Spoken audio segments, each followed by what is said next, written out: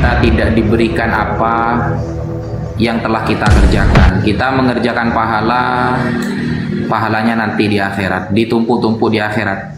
Maka seolah-olah kita itu hanya disuruh bekerja tanpa ada imbalan. Makanya saya katakan sandal swallow yang kamu bawa ke masjid itu lebih baik daripada karfil yang kau bawa ke diskotik. Itu pemikiran umat Islam. Iya, benar. Pemikiran umat Islam seperti itu. Harus harus sesuai dengan dalil dan fakta.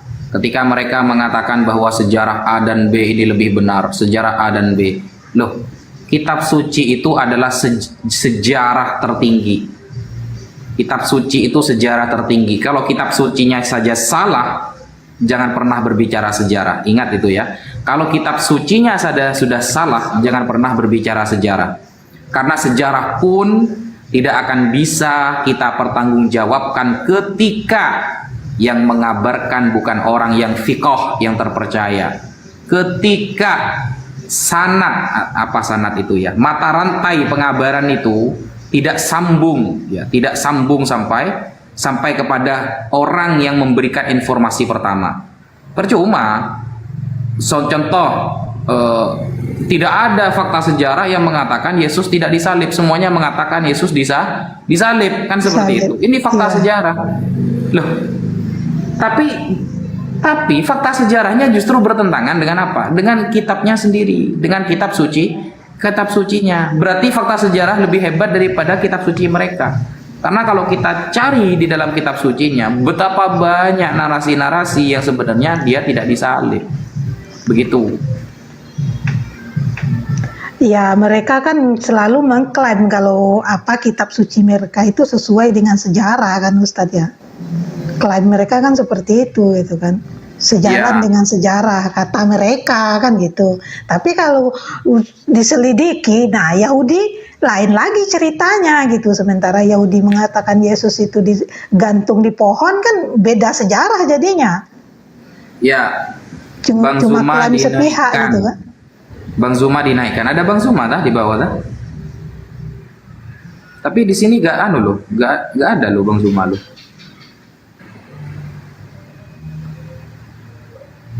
Gak ada kayaknya. Gak ada. Kalau beliau ada biasanya minta naik kok teman-teman. Aman. Iya, mungkin Bang Zuma palsu mungkin Ustaz. Ini teman-teman ya. Ini kalau sampai kita menerapkan apa yang ada di dalam hadis ya. Nggak usah Al-Quran lah, hadis saja. Syarat hadis bisa dikatakan sahih ya. Syaratnya hadis bisa dikatakan sahih harus memenuhi 5 perkara. 1. Ittisalus sanad. Sanadnya harus sambung. Al-Imam Abdullah bin Al-Mubarak mengatakan al-isnadu minad-din laulal isnad laqala man syaa masya. Sanad bagian dari agama, andaikan tak ada sanad maka orang akan berkata semaunya. Saya mengabarkan dari A dari B, B dari C, terus sampai pemberi kabar pertama. Apakah sanad ini ada syaratnya di dalam Bible? Tidak ada. Sudah runtuh ya, runtuh 1. 2. Hadis bisa dikatakan sahih ketika yang menyampaikan itu orangnya harus adil. Adalatur rawi, orang yang meriwayatkan itu memiliki sifat adil. Adil maksudnya bagaimana? Adil itu maksudnya dia memiliki malakatun tahmiluhu ala mulazamati taqwa wal muru'ah. Punya kepribadian yang selalu menjaga dirinya dari ketakwaan dan menjaga muru'ahnya. Itu malakah. Begitu. Kalau satu saja yang menyampaikan itu terkenal dengan pembohong, maka tidak akan pernah diterima hadis tersebut. Hadisnya tidak akan sahih. 2 syarat ini saja. Sanadnya sambung, yang meriwayatkan harus orang yang terpercaya, yang adil. Itu syarat ini tidak ada di dalam Bible. Di dalam kitab suci saudara-saudara kita yang Kristen tidak ada. Belum yang ketiga. Yang ketiga syarat hadis sahih itu harus apa? Dobet itu cekatan, kecerdasannya di atas rata-rata. Dobet dibagi menjadi 2, ada dobet sodr, ada dobtu kitab. Dia hafal dan dia bisa mengkoreksi tulisan dan kitab. Begitu. Nah, syarat yang ketiga ini saja tidak ada di dalam kitab Bible. Sehingga ketiga-tiganya tidak terpenuhi di dalam Bible. Ini baru hadis. Belum kita berbicara dengan Al-Quran yang syaratnya harus mutawatir, harus ramai diketahui oleh banyak orang. Kemudian yang keempat, yang namanya hadis sahih, syaratnya itu apa? Orang yang meriwayatkan dengan gurunya itu tidak boleh bertentangan. Kalau muridnya bilang A, maka gurunya harus bilang A. Tidak boleh gitu. Jadi kalau A, gurunya A harus A semua. Kalau satu saja bilang B, berarti turun derajatnya dari hadis sahih. Nah, itu juga tidak ada dan tidak disebutkan dalam syarat Bible. Yang terakhir, syarat hadis sahih itu tidak boleh terjadi illat. Ya, tidak boleh terjadi illat.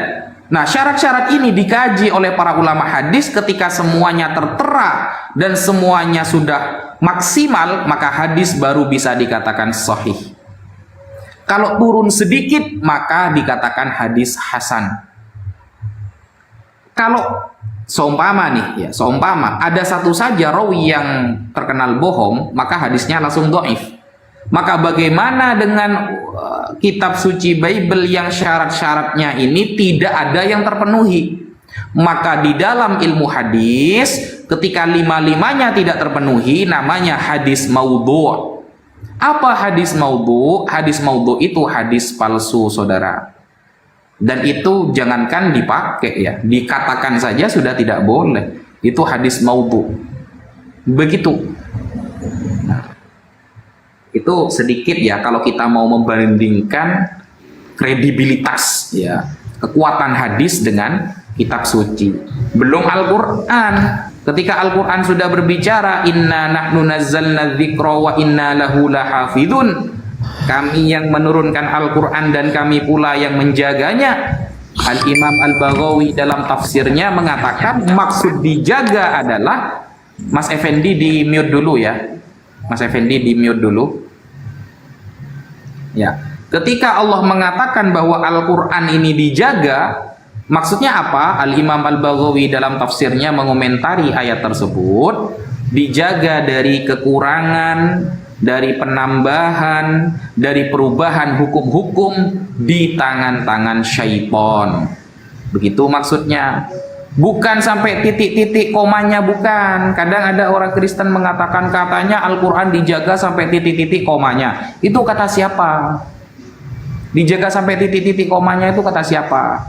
Maksudnya dijaga itu hukum-hukumnya tidak akan pernah diganti, tidak akan tergantikan. Satu huruf saja hilang di dalam Al-Quran, ramai satu dunia. Ketika ada satu huruf yang mujma' alaih yang tertulis di dalam Al-Quran hilang, maka orang sedunia akan tahu. Kenapa? Para hafidnya banyak, orang yang hafal Quran banyak. Makanya ketika Sayyidina Umar memberikan inisiatif kepada Sayyidina Abu Bakar dan Zaid bin Thabit untuk mengumpulkan Al-Quran menjadi satu mushaf, dan saat itu ya, orang-orang yang hafal Quran pada perang Yamamah banyak yang wafat, maka inisiatif itu lalu dilakukan oleh Khalifah Sayyidina Abu Bakar dan dibantu oleh Sayyidina Umar dan juga dibantu oleh Zaid bin Thabit yang merupakan katibu Rasulullah, yang merupakan sekretaris wahyu Rasulullah Sallallahu Alaihi Wasallam. Akhirnya Al-Quran menjadi satu mushaf, lalu merujuk kembali terus kepada sampai zaman Sayyidina Utsman bin Affan. Di zaman Sayyidina Utsman bin Affan, ketika orang-orang banyak membaca Al-Quran tidak sesuai sanad, tidak sesuai apa yang disampaikan oleh Rasulullah, maka sahabat Hudzaifah bin Al-Yaman datang kepada Sayyidina Utsman mengatakan, wahai Khalifatu Rasulillah, wahai Amirul Mukminin, bagaimana banyak orang-orang membaca Al-Quran tidak sesuai dengan apa yang disampaikan oleh Rasulullah, tidak sesuai yang diajarkan oleh Rasulullah. Maka Sayyidina Utsman memiliki inisiatif untuk membakar semua Al-Quran yang tidak pernah diajari oleh Rasulullah Sallallahu Alaihi Wasallam, atau kiroah atau surah-surah yang sudah dinusakh itu tidak dimasukkan oleh Sayyidina Utsman bin Affan, sehingga menjadi Ar-Rasmu Al-Utsmani, ya, rasm tulisan dari Sayyidina Utsman, disebarkan di beberapa daerah. Dan saat itu belum ada harokat ya, belum ada titik, belum ada khot naskhi kayak sekarang itu, belum ada.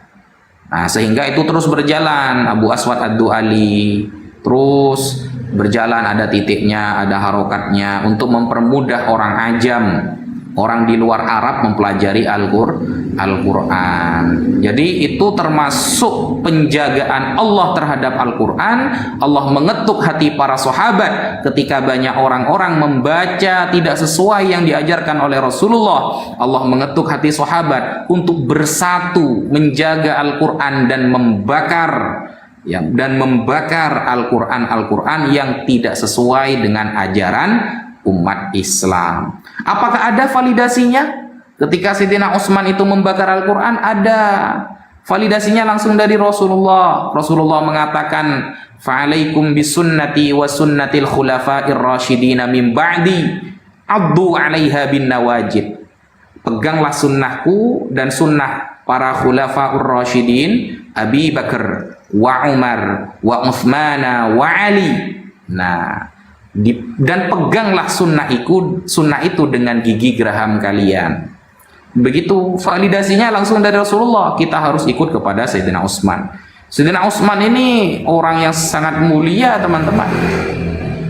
Dan bahkan Rasulullah ketika Sayyidina Utsman datang, beliau itu langsung merapikan bajunya. Karena Sayyidina Utsman merupakan orang yang sangat mulia di mata manusia dan di mata para malaikat. Begitu, sampai Rasulullah mengatakan dalam sejarah, "Lau anni indi", andaikan aku memiliki arba'una bintan, andaikan aku punya 40 anak perempuan, semuanya la uzawwijahunna bi Utsman bin Affan. Akan ku menikahkan semua dengan Utsman bin Affan. Kenapa? Orangnya wibawa, orangnya pemalu, malu dari kemaksiatan, dan beliau adalah termasuk mantu Rasulullah Shallallahu Alaihi Wasallam yang langsung menikahi dua putri Rasulullah, sehingga beliau disebut dengan Dzunnurain, yang memiliki dua cahaya, karena menikahi dua sekaligus putri Rasulullah Sallallahu Alaihi Wasallam. Begitu ya, Mas Effendi, monggo, ada yang mau disampaikan? Assalamualaikum warahmatullahi wabarakatuh.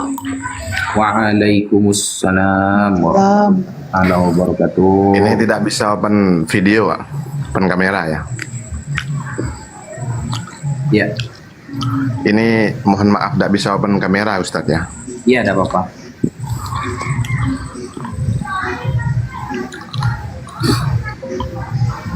Iya, apa yang mau disampaikan? Ini mohon maaf, saya mau tanya terkait tentang agama-agama Samawi, karena kita ketahui bersama bahwa agama-agama Samawi itu adalah di antara agama-agama yang diturunkan sebelum agama Islam. Mohon pencerahannya Bapak Ustadz. Agama Samawi, agama yang diturunkan sebelum Islam apa? Agama apa? Iya, agama Samawi. Yang maksudnya ini yang saya tanyakan, agama Samawi yang diturunkan. Agama apa?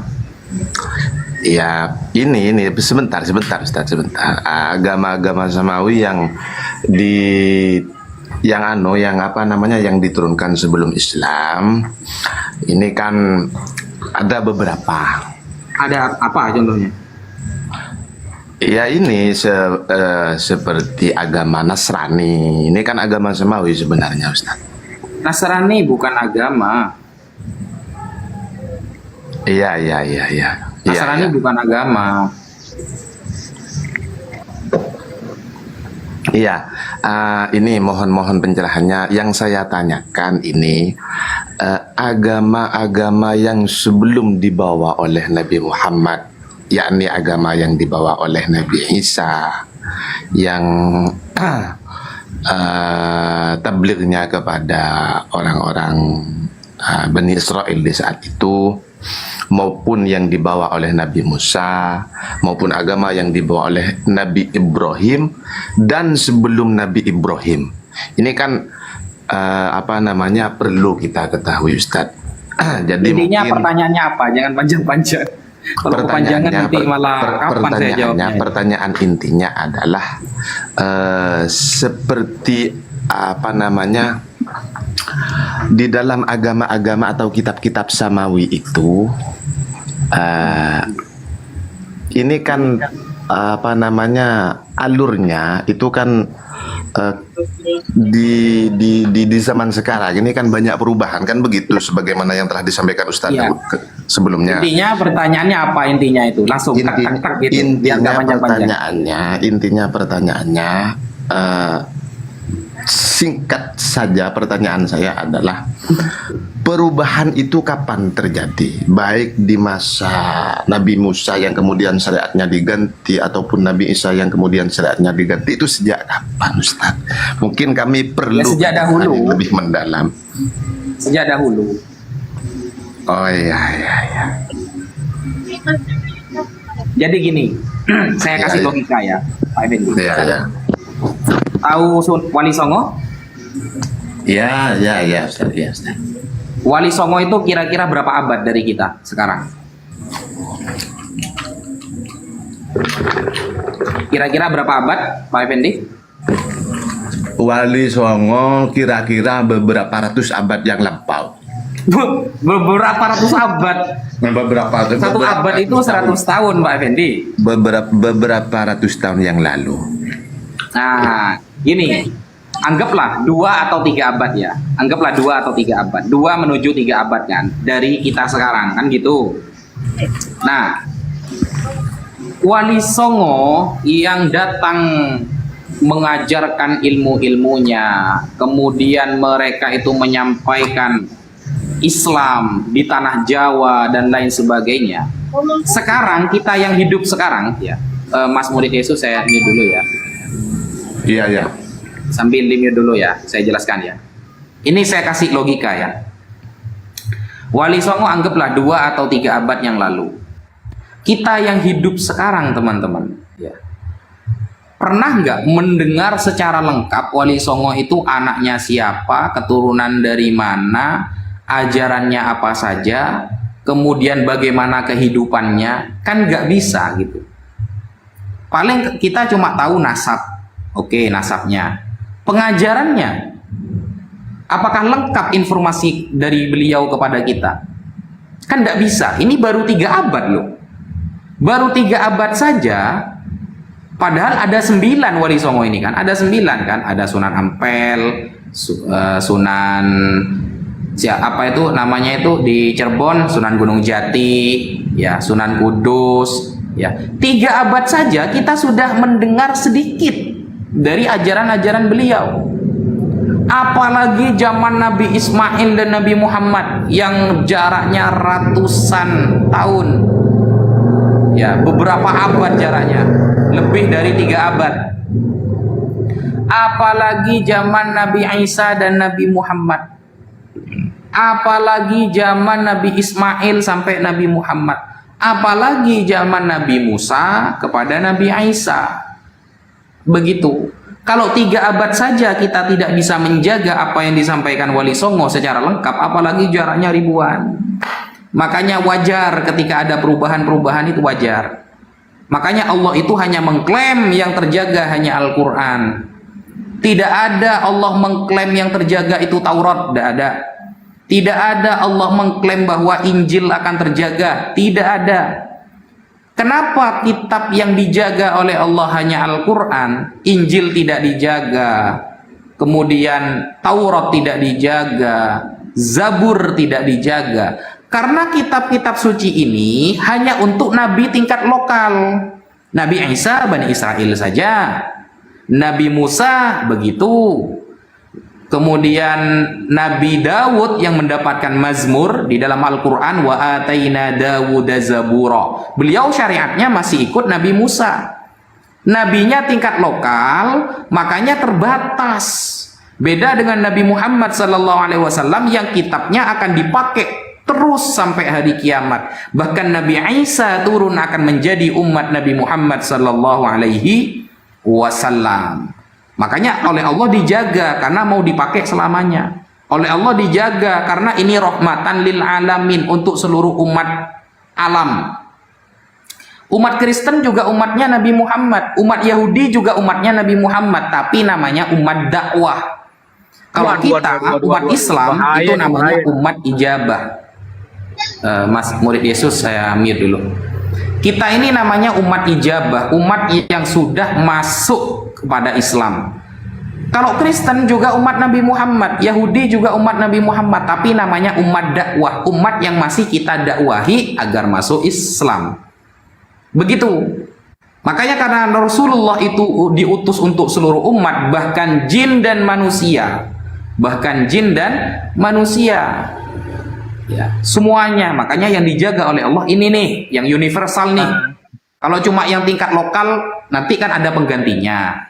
Setelah Nabi Zakaria ada Nabi Yahya, setelah Nabi Yahya ada Nabi Isa, setelah Nabi Isa barulah yang terakhir Nabi Muhammad sallallahu alaihi wasallam. Begitu saudara. Begitu Mas Effendi ya. Biar tidak panjang-panjang, kita ganti sama teman-teman yang lain. Mas murid Yesus, ada yang mau disampaikan? Terima kasih. Jadi Siap. selamat malam Pak Ustadz. Jadi saya mau ketawa, takut dosa. Coba Pak Ustadz bilang tadi bahwa Al-Quran itu dijaga. Kenapa Al-Quran dimakan kambing? Hah? Al-Quran dimakan kambing, ada nggak keterangan? Ya, lalu ada nggak saya bilang kalau memang dijaga, mana Al-Quran aslinya? Al-Quran dimakan kambing, gimana itu riwayatnya? Hadisnya, makanya Pak Ustadz ini kadang-kadang Loh, apa? Jangan Coba bermalu lah, dibaca Pak Ustadz, hadisnya. ya. Coba dibaca hadisnya. Pak Ustadz jangan bermalu, ketepatan saya lagi di luar ya. Jadi Coba nanti tolong dibaca dilihat hadisnya. lagi Pak Ustadz ya. Coba Pak Ustadz tahu nggak sejarah penulisan Al-Quran bagaimana? Dibaca dulu hadisnya, baru Ustadz, Anda saya menuduh. tanya begini. Anda menuduh Pak Ustadz, tapi saya tidak tanya. tahu hadisnya, kan percuma. Saya tanya, tahu nggak sejarah penulisan Alkitab yang asli, Al-Quran yang asli di mana? Al-Quran yang dimakan kambing itu baca dulu hadisnya, coba. Enggak. Saya tanya, di mana Al-Quran yang asli ditulis? Gimana Itu ini? dulu. Tadi Di mana Anda ditulis? membuat Di mana statement. ditulis? Ya. Di mana ditulis? Ya, tadi Anda membuat statement. Tunggu dulu ya, saya Iya. jelaskan dulu. Saya kan kaget nih. Saya pengkaji hadis, Mas. Di belakang saya itu kitab hadis semua. Saya pengkaji hadis, saya pengkaji Al-Quran. Gitu. Mungkin Anda bacanya saja tidak bisa gitu. Bacanya aja jangan nggak bisa. Kalau jenengan ada hadis yang menyerangkan bahwa Al-Quran dimakan kambing, monggo sampaikan, kita kaji. Kalau Anda benar, maka saya pasti setuju dengan Anda. Tapi kalau Anda salah, mohon maaf, saya pengkaji hadis. Anda mau tanya hadis sahih, hasan, dhaif, mursal, munqati, aziz, atau ittirab, muttarib, atau hadis maudhu, atau hadis mursal, mu'dhal, mu'allaq, semuanya saya hafal. Saya hafal, Mas. Jadi kalau jenengan mau mengatakan ada hadis dimakan Al-Quran dimakan kambing, sampaikan hadisnya kepada saya. Akan saya jelaskan dengan sanad-sanadnya. Monggo. Kalau bawa hujah tuh bawa data, jangan asal Iya. ngomong aja, bawa data, datanya mana, biar kita bahas gitu. Kita kan sama-sama belajar juga kan. Tidak apa-apa, jenengan berstatement seperti itu bagus lah. Ini sebuah pengetahuan ya bagi kita ya. Ada Quran dimakan kambing katanya. Oke, kita terima itu tidak apa-apa. Tapi sampaikan dulu hadisnya. sama Ustadz ini, di mana Al-Quran yang asli?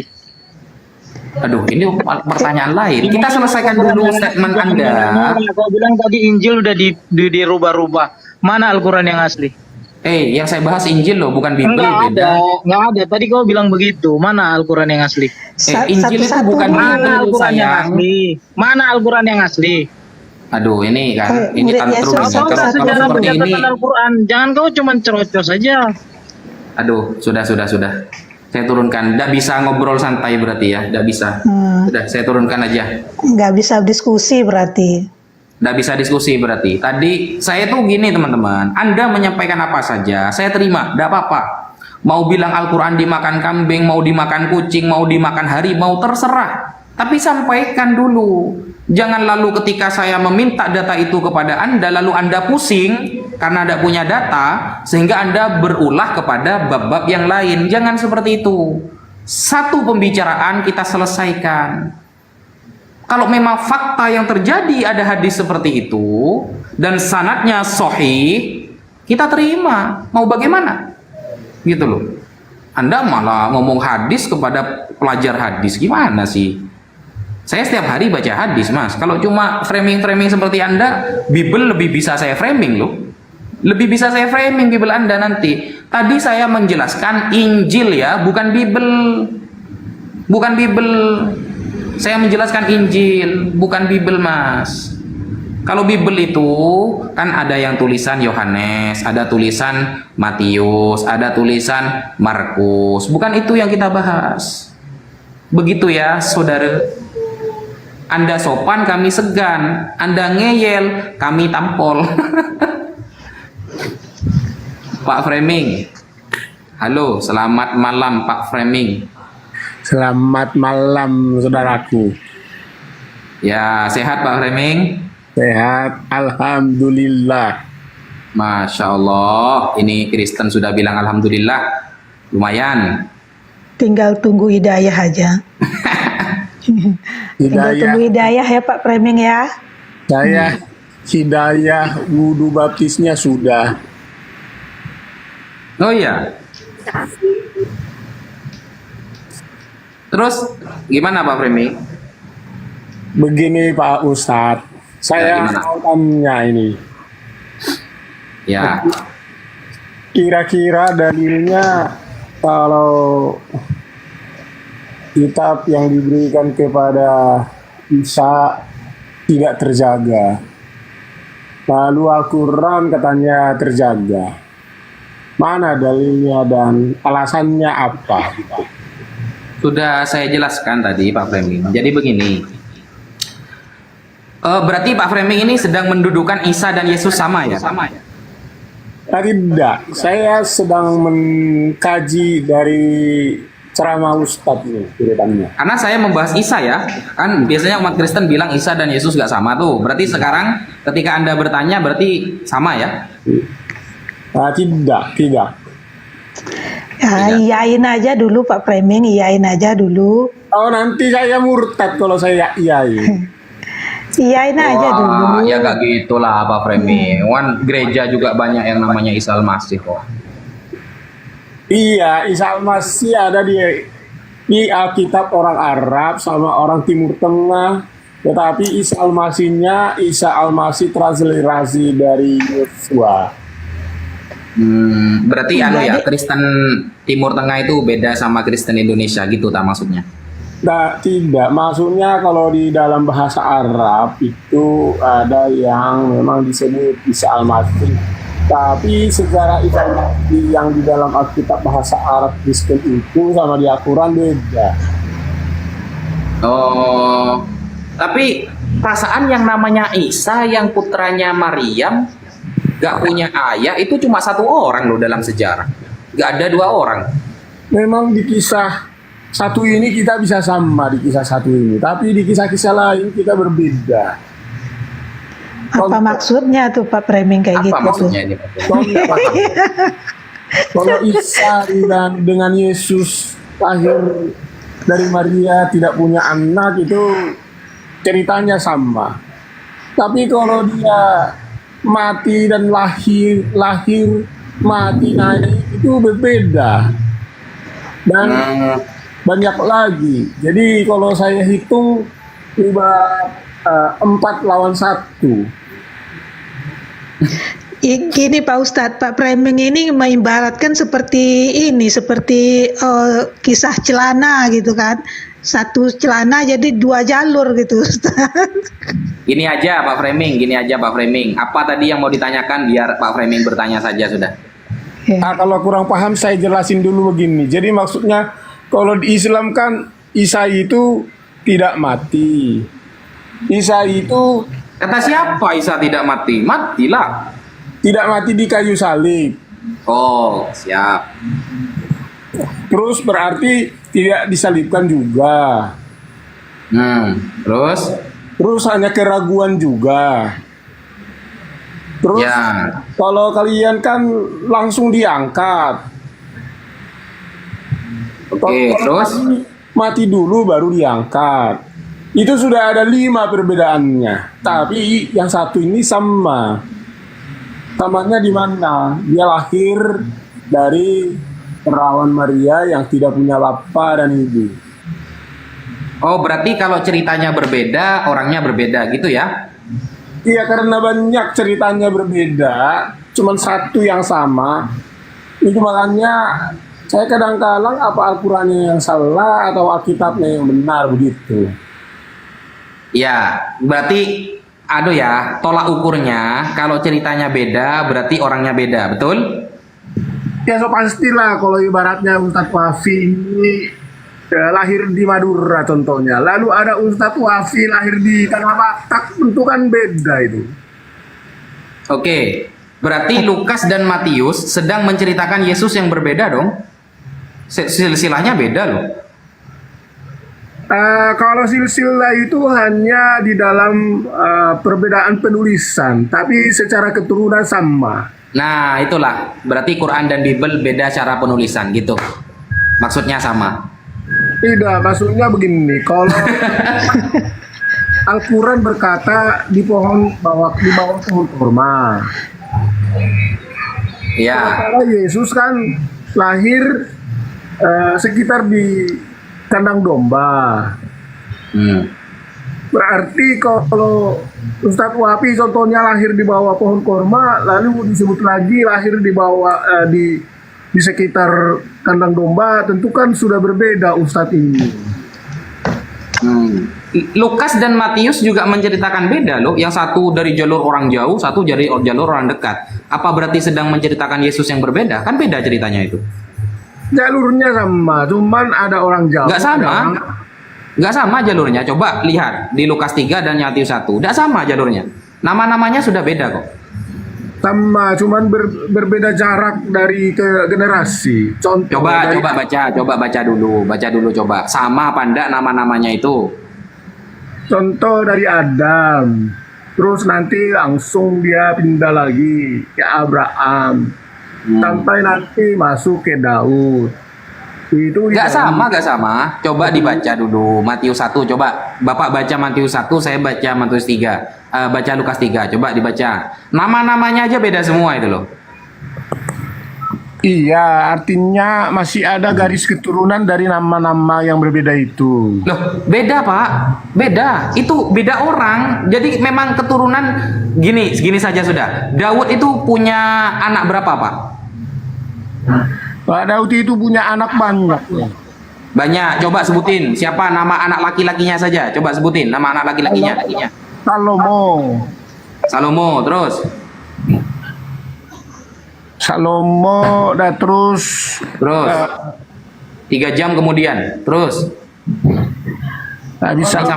Aduh, besok saya ulang tahun ini Pak. Jangan lama-lama. Siapa lagi? Si Absalom. Gimana sih? Atau gini aja dah, dari istri Bathsheba. Dari istri Bathsheba Daud punya anak berapa? Dari istri Bathsheba yaitu Salomo. Siapa lagi? Ada 4 kan laki-lakinya, anaknya. Ya, tapi lupa saya. Aduh, gimana sih? Masa anaknya Daud, Raja Daud, Daudnya malah tidak diingat. Gimana sih Pak? Jadi artinya Itu beda jalur Pak. Kalau beda Jadi jalur, penjelasan sanad silsilahnya itu beda.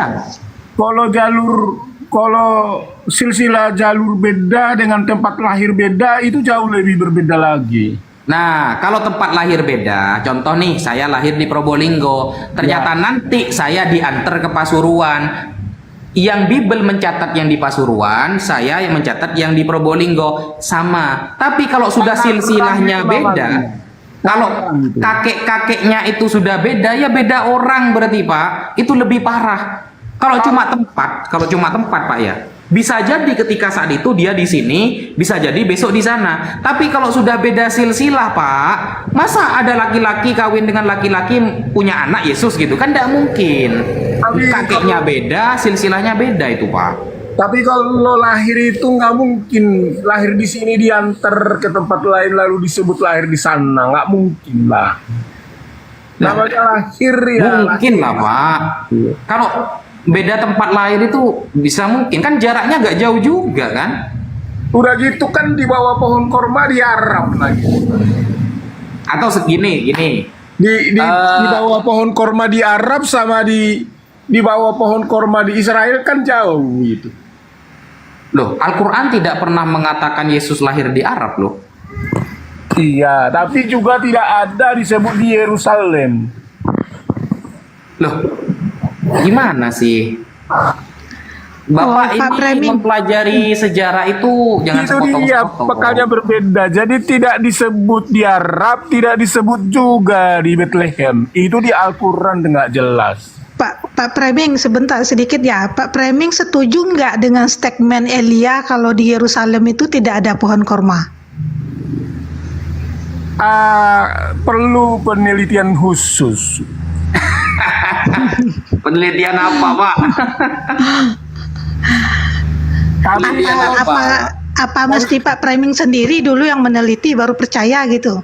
tidak, kalau saya baca memang zaman Daud itu ada pohon korma. Ada daerah wilayah Asia kecil kan itu pohon korma rata-rata.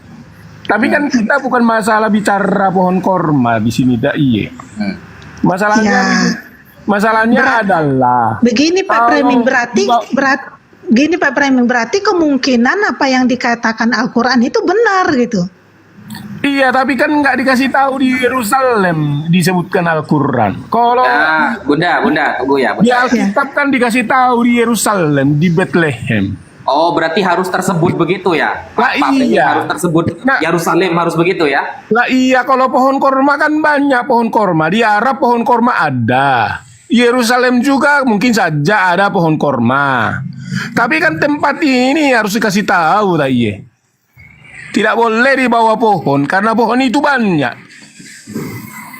Harus tersebut berarti ya? Lah Kalau iya. seumpama saya balik gini Pak Framing, kenapa ketika Maria ditunangkan dengan ayah, bukan ayah kandung ya, ayah panggilan Yusuf, kenapa kok tidak disebutkan saat itu Maria umur berapa di dalam di dalam Bible?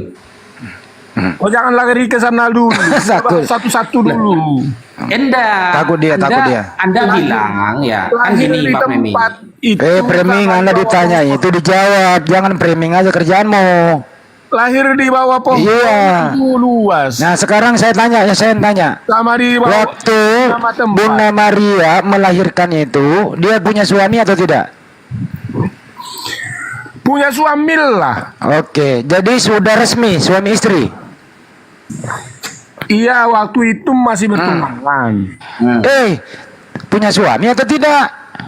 Ya dengar dulu ceritanya. Punya suami atau tidak, jawab. Iya dengar dulu. Punya Jangan- suami atau tidak? Iya dengar dulu. Punya suami atau tidak? Jawab dulu, bukan dengar dulu. Iya dengar dulu biar saya ceritain. Enggak usah diceritain, jawab dulu punya atau tidak, baru ceritain. Iya memang Yusuf itu kan jadi suaminya. Oke, waktu dia berangkat ke kota Daud itu sudah bersuami atau belum? Sudahlah. Mana datanya? Kan dia yang Mana datanya? baca di Lukas. Baca, kau yang baca. Mana datanya? Ketika di zaman Pilatus maka dibuatlah sensus. Lalu Yusuf membawa Maria untuk didaftarkan sebagai masyarakat anggota. Mana datanya? Sudah punya suami, orang masih bertunangan kok. Dia baca Ayo. Mana datanya, orang masih bertunangan suami, ada aja lu. bertunangan itu. Mana datanya suami istri mana? Bertunangan itu waktu mereka belum hamil. Nenek lu kiper. Iya. Baca Lukas 2 itu, nomor 1 sampai habis. Masih bertunangan. Tapi setelah hamil, ketika sebelum hamil, Ngarang aja lu. bertunangan. Tapi Ngarang nih orang ini. setelah Ngarang aja. hamil, tunangan mereka jadi suami. Tunangan atau suami? Iya, waktu Tunangan atau suami, jawab. belum hamil mereka Tunangan atau suami? kan. Ayo lu, dari tadi lu ngaco-ngaco sini lu. Mereka masih bertunangan. Tunangan atau suami, jawab. Waktu belum Tunangan atau suami, jawab. bertunangan. Tunangan atau suami? Waktu belum hamil. Tunangan atau suami, jawab. Waktu belum. Tunangan atau suami, jawab. Waktu tuh. Waktu Nangis lu. waktu tuh Tunangan atau suami, jawab. bertunangan. Waktu belum hamil. Tunangan atau suami? Tunangan belum hamil. Apa bedanya tunangan dan suami istri? Bedanya apa? Tunangan itu waktu belum hamil. Mana datanya? Mana ada tunangan belum hamil, yang belum nikah sudah hamil duluan banyak loh. Setelah hamil. Aduh, kasih data Kasih tahu kalau Yusuf, aku hamil. Kita mencatat Yusuf mau meninggalkan Maria. Tetapi malaikat datang kepada Yusuf. Yusuf, jangan takut ngambil Maria. Karena anak dalam kandungannya adalah dari Roh Kudus. Akhirnya Yusuf membawa Maria mendaftar ke Bethlehem untuk sensus penduduk. Itu jadi suami. Baca Matius 1, bro. Baca Matius 1, 18 sampai 25. Saya begini, dia ngeledek loh tadi Ustadz Wafi lokat Madura, ngeledek dia. Ini nggak mau diskusi dengan baik, makanya saya tabok teman-teman di bawah. Ngeledek dia. Bukan Gitu loh. Saya Ya sekarang lu jawab dulu, bertunangan atau sudah suami istri, jawab. Saya sedang belajar sama Bertunangan atau sudah suami istri, jawab. waktu belum lahir, belum hamil, masih bertunangan. Mana datanya? Setelah hamil baru mereka jadi suami istri. Oh, jadi boleh menikahi perempuan yang sedang hamil? Kan malaikat yang ngomong. Boleh atau tidak? Boleh karena Mana datanya boleh? Digeplak sama Yahudi, orang di sana nggak boleh itu. dia justru supaya Lo diam dulu, lo diam. Silakan diambil alih Ustaz. Ini harus ditabok. Boleh emang yuk, orang dalam keadaan hamil di sana boleh Ustaz. Boleh Ustaz. karena Ya. Kenal. saya. Atau gini aja Pak Framing. Pak Framing tampilkan data ya dari Rabi Yahudi atau orang Yahudi saat itu ya, bahwa Maria itu ketika belum hamil tunangan, ketika sudah hamil itu menikah. Itu datanya di mana Pak Framing? Kami tidak percaya Rabi Yahudi karena Yesus berkata rabi-rabi itu penyesat itu. Ular beludak itu rabi-rabi Yahudi. Oh, harus tanya ke orang Kristen gitu ya. Harus tanya ke Alkitab yang dicatat itu. Kan Alkitab belum ada saat itu, gimana sih? Dia kan dikhususkan. Nggak, berarti Pak Framing, apa perkataan Yesus kita harus dengar semua ya Pak Framing ya? Kalau dengar dulu. Kalau rabi-rabi Yahudi penyesat kita harus dengar dong, harus imani dong. Kalau itu penyesat ya kan? Kita harus percaya Alkitab yang dicatat. Oke, siap. Kata Yesus hati-hati sama orang Farisi, itu kita harus imani apa gimana, Bang? Dia harus imani, jangan percaya sama Oke, kita kasih ke Bang Handi. Kasih Bang Handi katanya hati-hati sama orang Farisi. Kita harus dengar tuh. Terusin aja dulu. Ini harus diedukasi. Ini harus dijelaskan bahwa apakah perjalanan dari Nazaret ke kota Daud, Yusuf sama Maria itu sudah menikah secara resmi atau masih tunangan? Ini dulu yang dijelaskan pakai data. Silakan. Jadi kalau masalah hati-hati sama orang Farisi, itu Paulus orang mana Bang Framing? Menurut Bang Framing tuh. Paulus orang Farisi, tapi setelah bertobat dia jadi pengikut Yesus. Oh gitu. Kalau rabi-rabi Yahudi tobat tetap nggak boleh dengar. Ya kalau rabi-rabi Yahudi bertobat ya mereka harus dengar seperti Paulus. Tobatnya Paulus kapan Pak Framing? Di Kisah Rasul pasal 9 waktu ketemu Yesus. Apa katanya Pak Framing? Paulus mau membunuh orang Kristen. Yesus berkata, Paulus, kamu jangan membunuh mereka, karena kamu membunuh mereka sama aja tuh menganiaya aku, kata Yesus. Gak gitu ayatnya Pak Framing. Jangan rubah-rubah ayat lah, ngawur. Enggak, Itu kisah para rasul pasal 22 dan pasal 9 itu saya hafal itu. Jangan dirubah-rubah ayat lah, baca sesuai gitu. Framing kalau nggak framing nggak ada makanannya. Itulah makanya nggak asik nih kata-kata satu sisi kata-kata Yesus semua harus dengar, satu sisi nggak boleh dengar kan lucu. Enggak, itu keterangannya di mana sih Pak Framing? Yang waktu belum hamil tunangan, terus setelah hamil itu menikah itu berarti bisa jadi itu sperma dari si Yusuf dong. Kalau dalam budaya tunangan orang Israel ya, kalau mereka itu tunangan itu sudah cikal bakal pasti jadi suami istri. Yang saya tanya bukan itu. Ketika hamil lalu mereka menikah itu keterangannya di mana? Coba saya buka ini ya. Di Sefaria ada nggak, di Sefaria atau di data-data Yahudi Di itu ada Matius nggak? pasal 1 ayat 18. Baca coba. Kok Matius? Gimana? Di mana ayatnya? Matius pasal 1 ayat 18. Ya baca.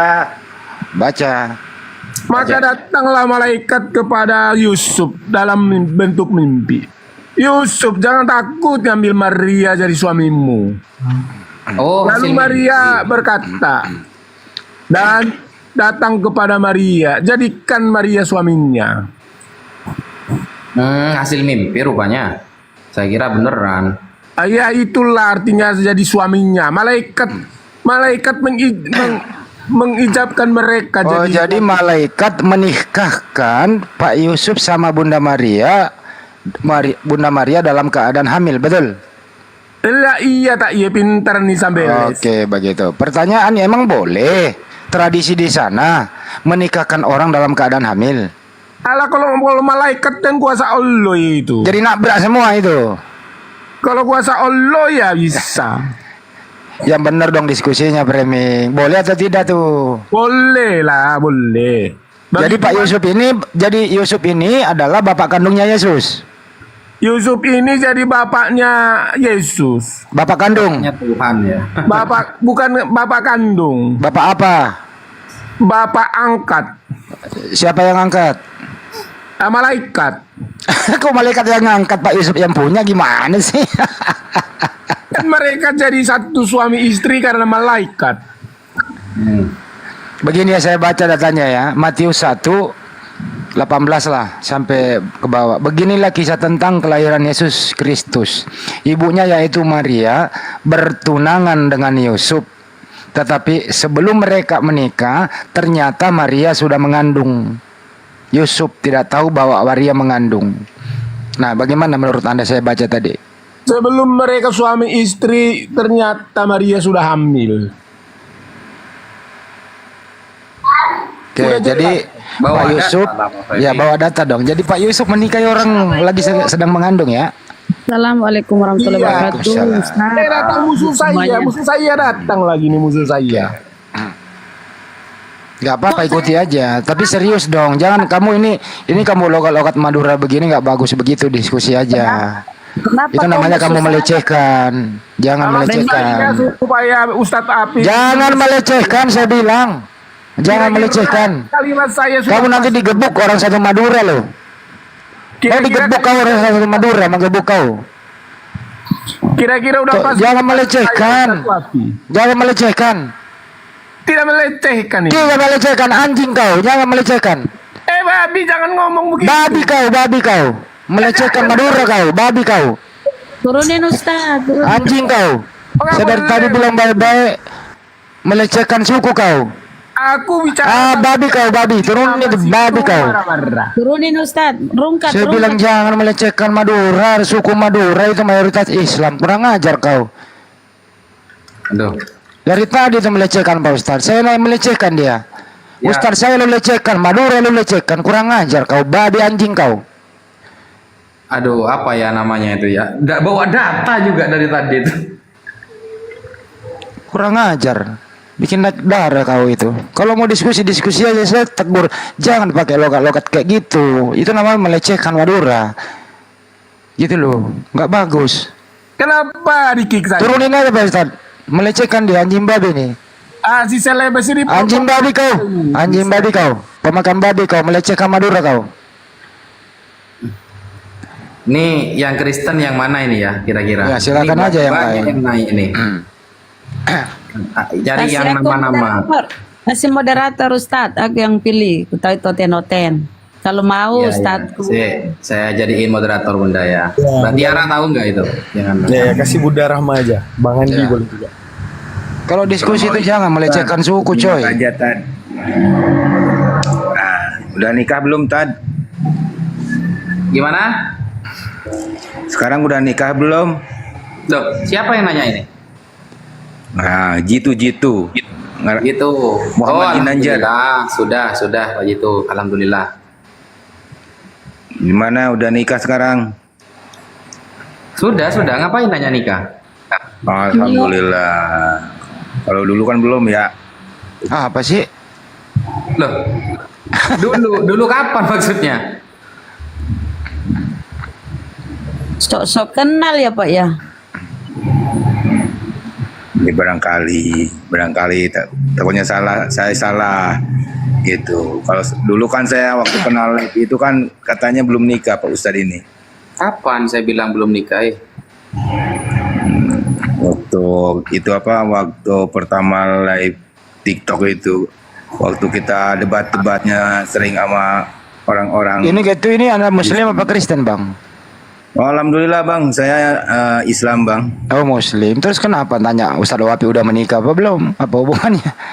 Enggak, cuma nanya aja ya barangkali aja. Ya udah, skip aja kita bahas yang lain. Iya, yang lain aja. Oke, sorry Bang ya. Oke, saya nyikap aja Bang. Ya, Ya. Pak Ustadz ya. Ustadz Wapi udah punya anak kok, ya udahlah, gimana? Saya punya anak, teman-teman. Saya sudah punya istri saya satu. Kecuali jenengan mau nawarkan istri yang kedua, ketiga, monggo, tidak apa-apa. Kecuali jenengan mau nawarkan istri yang kedua, ketiga, monggo, tidak apa-apa. Noise. Mbak. Noise. Selama saya diskusi barulah saya mengeluarkan kata-kata begitu tadi. Kenapa? Udah saya tegur. Jangan melecehkan. Itu suku Madura lo tadi. Bener. Dari tadi saya tegur lo. Ini melecehkan Ustadz Wafi lo. Gitu loh. Iya, saya ya gitulah Pak Framing, nggak tahu lah kok seperti itu. Tapi itu ya Ustadz Alif, Ustadz Wafi ini kok bisa ya tenang, sabar.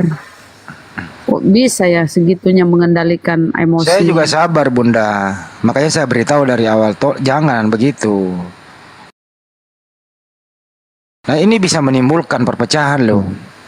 Nah kalau kita ada di sini tidak ditegur, nanti kita dianggap juga ya sama dengan mereka gitu. Kalau saya dari tadi tuh sudah Ini emosi. minta naik lagi nih Pak Framing, mau dinaikkan tak? Ya kalau dia mau diskusi pakai bahasa Indonesia aja, kalau enggak logat Bataknya aja suruh pakai apa kayak gitu loh. Ya pakai bahasa Indonesia kan ada, jangan ngelecehin lah. Gitu aja Gimana? sih. Naik nggak dia? Kita sapa dulu Erna Alfredo. Loh, Selamat malam. Bang Handi dilaporin ini. Ya apa saya ganti. Turun dulu, Bang. Turun dulu saya. Ya, siap Bang Handi. Dilaporin ini Bang Handi ini. Ada yang Erna nge-report ini Alfred. berarti. Erna Apreno. Muslim Kristen. Apreno. Muslim apa Kristen, Mas Erna? Namanya kok Erna. Halo, monitor Erna. Erna Yanto paling. Gak ada orangnya ya. Kalau gak ada orangnya, saya turunkan. Tiara Muslim pastilah Muslim Tiara. Kalau Tiara ada Muslim. Ini sesi apa Ustadz? Sesi dialog atau kajian? Ya, sebenarnya apa ya, Pak Framing lebih ke diskusi. Tapi dari tadi beliau pakai logat-logat Madura gitu loh. Entah apa niatnya, nggak paham juga saya. Memang dia tuh kalau diskusi sengaja ngeyel, sengaja memancing. Ya itu. Candaannya ini melampaui batas lah candaannya. Dia nggak mesti canda-canda itu. Rangkaian sibuk apa panjang sibuk. Assalamualaikum Bunda. Noise Bang rangkaian noise. Bang Rangkaian kok noise itu? Noise banget. Wow, ini Mas Daman ini ya. Masih muda ternyata. Udah cakep. Oh iyalah, orang Aceh itu ganteng-ganteng. Halo, Esrenop Muslim. Muslim. Ya. Assalamualaikum warahmatullahi wabarakatuh. Priming, ayolah, santai diskusi. Kenapa sih kamu kayak kesurupan? Santai ya. Main logika bentar yuk. Nanti kalau sama saya, Priming nanti kau mencret lagi. Santai, ayo. Oke, Santai. mari kita bunda santai. Pak Framing ini setahu saya paling sopan loh daripada yang lain. Nah, tapi kalau ada jin yang merasukinya kayak gitu, jin jahat atau ya begitu. Jin apa lagi? Aduh, Bu Rahma ini jangan begitulah. Nah, kita Ayo berteman. kita angkat tema Pak Framing. Kita bahas kitab suci siapa yang telah dirubah-rubah, gimana? Oke, mari kita bahas. Mantap. Oke. Monggo, Pak Framing dulu. Saya kasih waktu 5 menit untuk opening statement. Oke. Saya di sini moderator saja. Nanti di sini ada Mas Damantiki, Daman Almantiki, ada Bunda Rahma, gantian saja ngobrolnya gitu. Nggak usah. Jadi ketika lawan ngobrol jangan dipotong. Jadi kita gantian gitu loh. Coba dewasa lah, diskusi dewasa gitu. Nanti saya mungkin nyelah dikit-dikit lah, ada banyak-banyak. Monggo 5 menit Mas Pak Framing. Saya kasih waktu 5 menit. Anda mengutarakan kitab suci Anda yang terjaga. Fadol. Oke, assalamualaikum warahmatullahi wabarakatuh. Gimana ya bahasa Arabnya supaya lebih agak Abdul lagi? Wah yang begitu enak dengarnya. Itu sama Lanjut aja, enggak usah berkicau. Iya kan. Nggak tertarik aja kau nangis. Jangan, ayo serius. Ayo, mulai.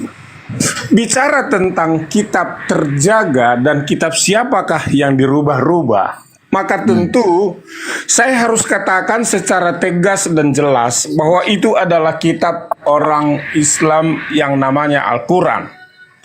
Kenapa?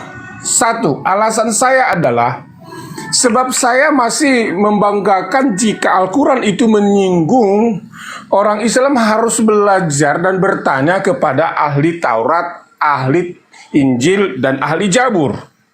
Itu sebagai dasar yang sangat kuat di dalam Alkitab atau Al-Quran Islam.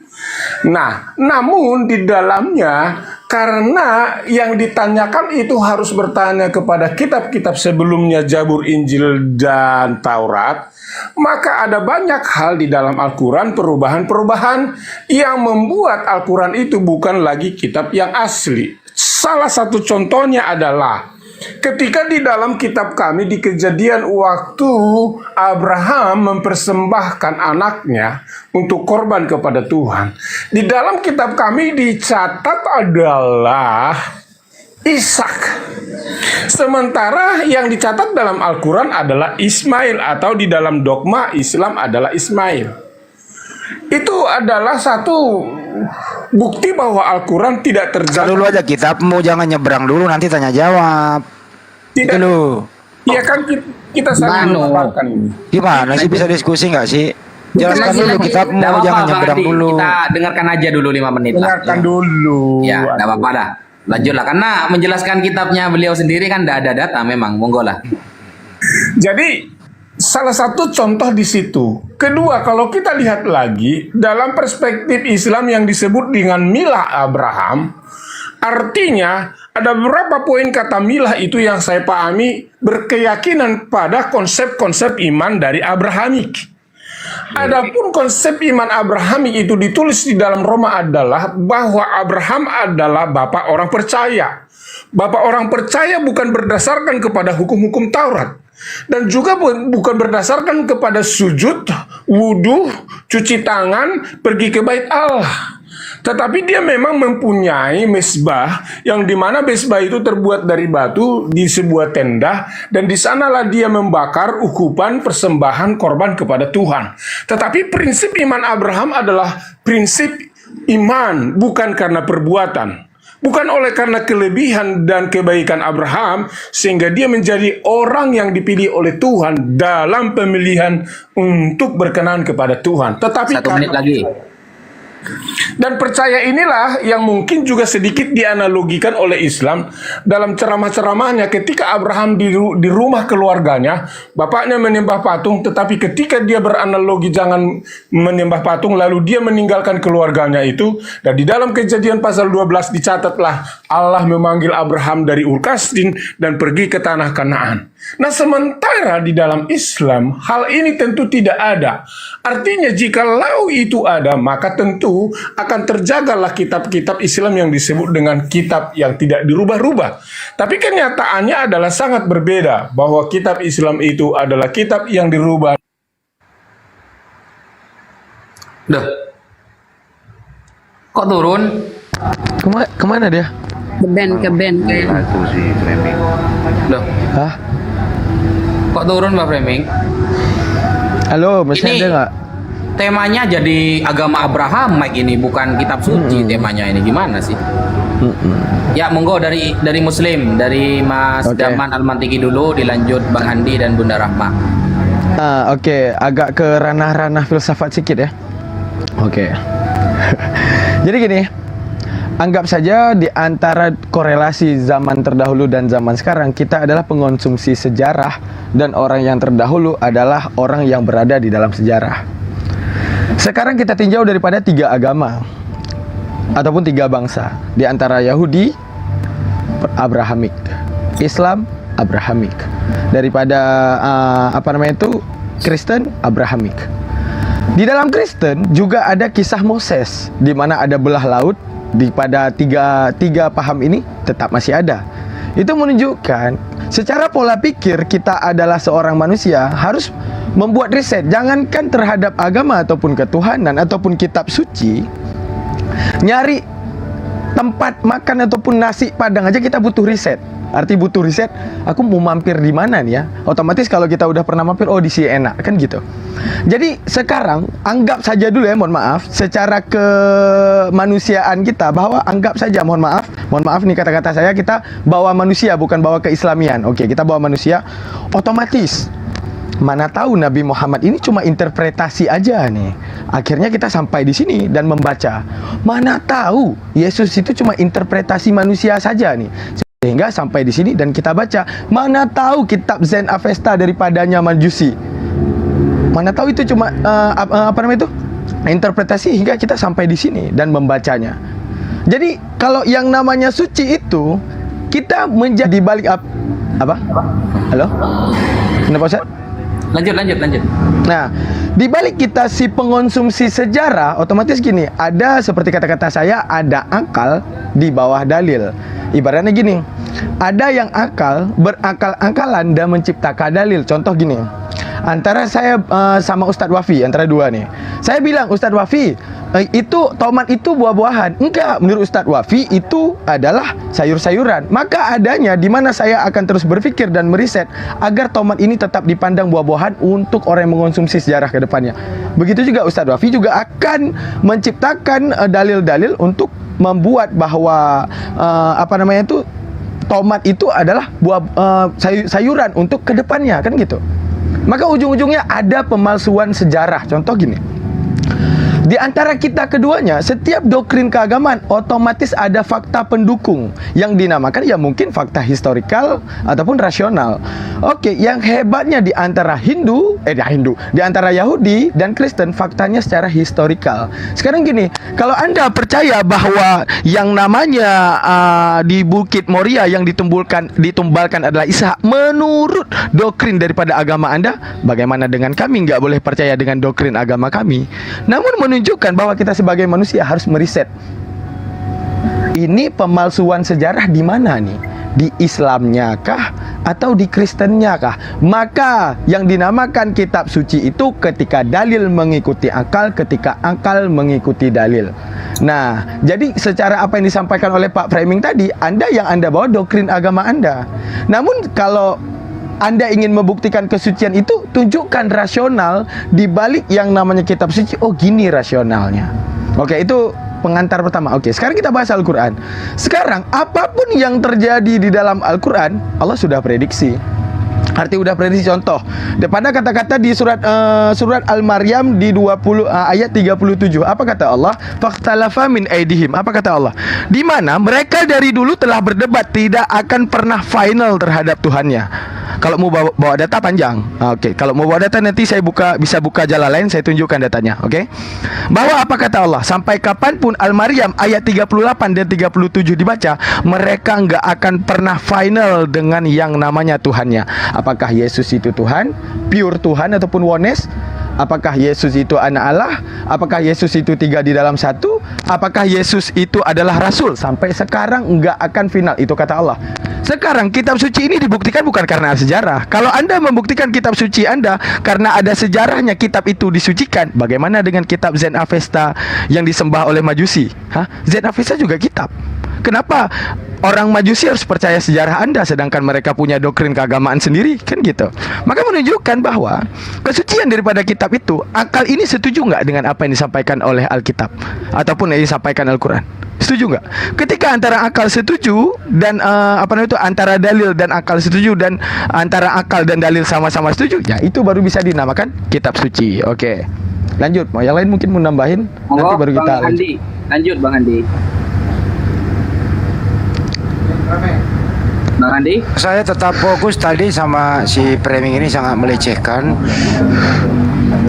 Saya tegur baik-baik, dia nggak mau, ya saya mohon maaf ya, saya memang harus keras di sini gitu loh. Nah, kalau dianggap mengeluarkan kata-kata tidak pantas, ya itulah Andi Selebes dengan suku Bugisnya gitu. Karena sangat melecehkan Ustadz Wafi dan Madura gitu. Saya udah tegur-tegur saja gitu. Terus kami tadi diundang lagi naik lagi, terus kemudian dia mengucapkan salam lagi. Salam sebagaimana yang diyakini umat Islam. Kalau dia kan Kristen begitu. Ini memang tujuannya untuk melecehkan saja, nggak mau diskusi baik-baik gitu. Itu sih pendapat saya. Kalau untuk materinya saya serahkan ke Ustadz aja. Itu dari saya, Bang. Lanjut. Bunda Rahma, ada yang mau disampaikan? Aku dikit ya, Ustaz. Aku Monggo. dikit. Tapi noise ya. Oke. Ustaz, Bang Ustaz Daman, mute. Bang Ustaz Daman, mute dulu. Oke, terima kasih. Nah, kita dulu menengok sejarah tentang Bible ya. Kalau kita lihat ya,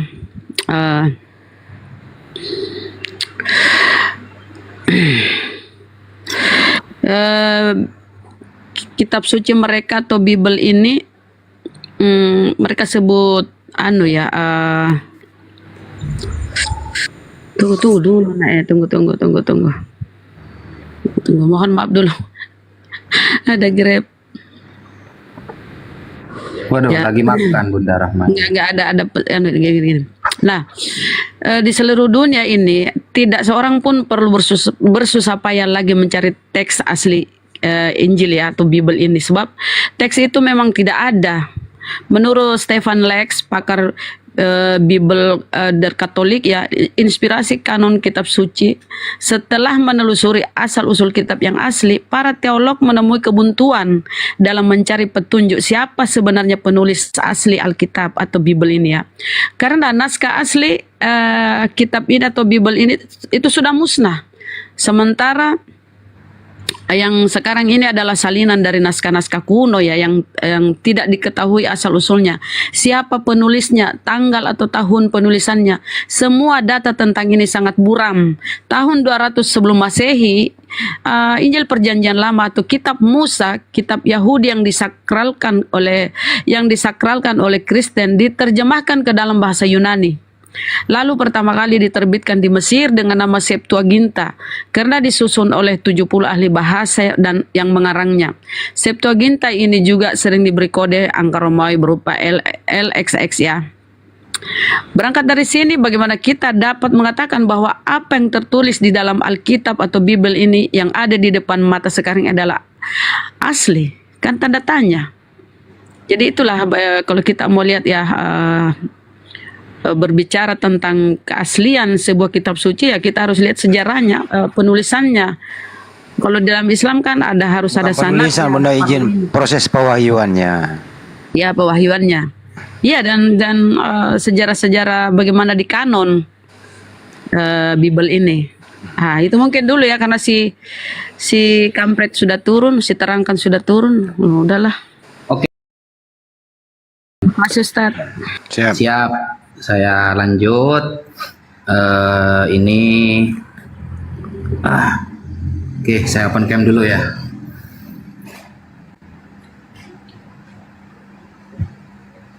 Nah, kita bahas kitab suci mana yang terjaga, kan begitu toh.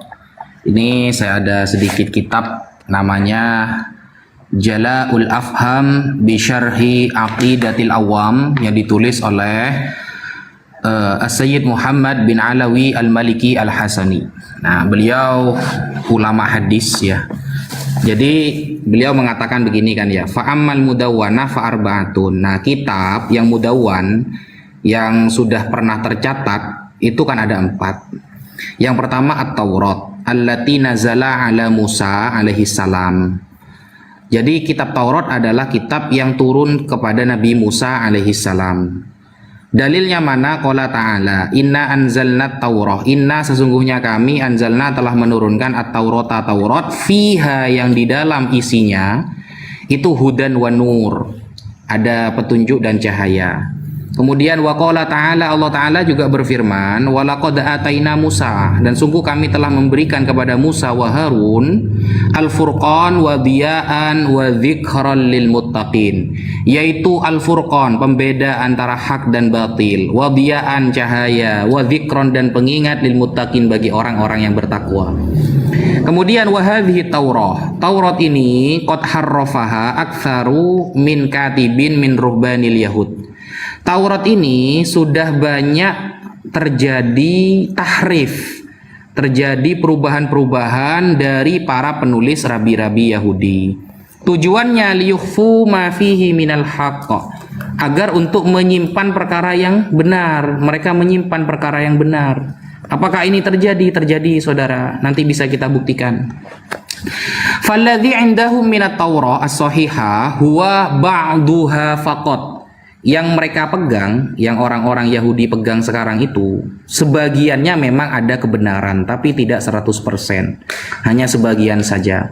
Wa qad athbatallahu hadza tahrif, dan Allah telah menetapkan perubahan itu fi qaulihi, di dalam firman-Nya, afatatama'una ayyuminu lakum wa qad kana fariqum minhum yasma'una kalam Allah. Dari firqah, dari golongan orang Yahudi itu ada yang mendengarkan kalam Allah memang, thumma yuharrifunahu, kemudian mereka merubah-rubah kalam Allah itu, mim ba'di ma aqaluhu wa hum ya'lamun, setelah mereka memahami maksudnya dan mereka tahu, gitu. Jadi setelah mereka memahami, mereka rubah. Itu Taurat ya. Zabur alladzi nazala ala Daud alaihi salam. Zabur adalah kitab yang Allah turunkan kepada Nabi Daud alaihi salam. Qala ta'ala wa ataina Dauda zabura. Nah, Zabur ini jarang dibahas teman-teman, karena syariat Nabi Daud itu memang masih mengikuti syariat Nabi Musa. Jadi Zabur ini isinya cuma pujian-pujian dan lain sebagainya. Itu bisa dibuktikan di dalam Mazmur ya. Meskipun itu terjadi perubahan juga, karena buktinya Mazmur 151 udah ada kan. Dibilangnya itu bukan kanonik, tapi apa namanya itu kalau disimpan itu namanya apa istilahnya sudah teman-teman? Kalau ada Injil apokrifa, nah apokrifa tulisannya nggak ketemu penulisnya ya, padahal Yohanes pun nggak ketemu penulisnya. Al-Injil, kemudian Injil alladzina nazala ala Isa alaihi salam, yang Allah turunkan kepada Nabi Isa. Qala ta'ala, Allah Ta'ala berfirman, wa qaffayna ala atharihim bi Isa bin Maryam, kemudian kami teruskan jejak langkah mereka orang-orang Yahudi itu dengan mendatangkan Nabi Isa putra Maryam, musaddiqan, yang membenarkan lima terhadap kitab baina yadaihi minat Taurah, sebelum kitab Injil yaitu kitab Taurat. Faqad dakhalaha ma dakhalaha minat tahrif, dan Injil ini juga terjadi tahrif, ada tahrif yang masuk. Bi aidi aktsar min kadibin min qasawasatin nasara, dari tangan-tangan orang Nasrani. Kalau Anda tidak percaya teman-teman, coba Anda buka Contohnya seperti di Yohanes 5. Yohanes 5 itu kalau kita melihat salinan yang tua ya, contohnya seperti di Sinaiticus yang diklaim itu abad keempat, itu ayat keempat gak ada. Atau seperti Markus 16 ayat 8, itu sudah berbeda. Atau seperti 1 Yohanes 5 nomor 7, itu ayat sisipan lalu menjadi ayat, kan begitu. Sedangkan kalau Al-Quran tidak seperti itu, saudara. Al-Quran ini terjaga. Kita kalau mau pelajari Al-Quran, ini contohnya ya kitab Al-Itqan fi Ulumil Quran. Di bab-babnya saja kita harus menguasai banyak ilmu. Ini ya, ini ilmu-ilmu yang harus kita tahu itu. Ma'rifatul Makki wal Madani. Kita harus tahu surat itu turunnya Makki atau Madani. Makki itu maksudnya surah yang turun kepada Rasulullah sebelum Rasulullah hijrah, meskipun turunnya di Madinah. Wal Madani, Madaniyah maksudnya ayat yang turun kepada Rasulullah setelah beliau hijrah, meskipun turunnya di Mekah. Belum ma'rifatul hadri was safari, belum ma'rifatun nahari wal laili, ayat yang diturunkan ketika siang hari dan malam hari. Belum as-saifi wasyita'i, ayat yang diturunkan oleh Allah ketika musim panas dan musim dingin. Al-firashi wan naumi, belum ketika Rasulullah bangun dan ketika tidur. Al-aradi was-sama'i, belum ma'rifatu awwali ma nuzil, ayat pertama kali yang diturunkan kepada Rasulullah itu apa, seperti Al-Alaq ya. Atau ma'rifatu akhiru ma nuzil, atau ma'rifatu sababin nuzul, sebab-sebab turunnya. Karena tidak semua ayat itu ada asbabun nuzul, seperti surah Yusuf itu tidak ada asbabun nuzulnya. Begitu. Nah, ini pelajaran seperti ini ya, penjagaan seperti ini, ilmu yang sistematis seperti ini hanya ada di dalam Al-Qur'an. Kita cari di Bible gak ada, saudara. Gak ada. Begitu. Lanjut yang lain. Monggo.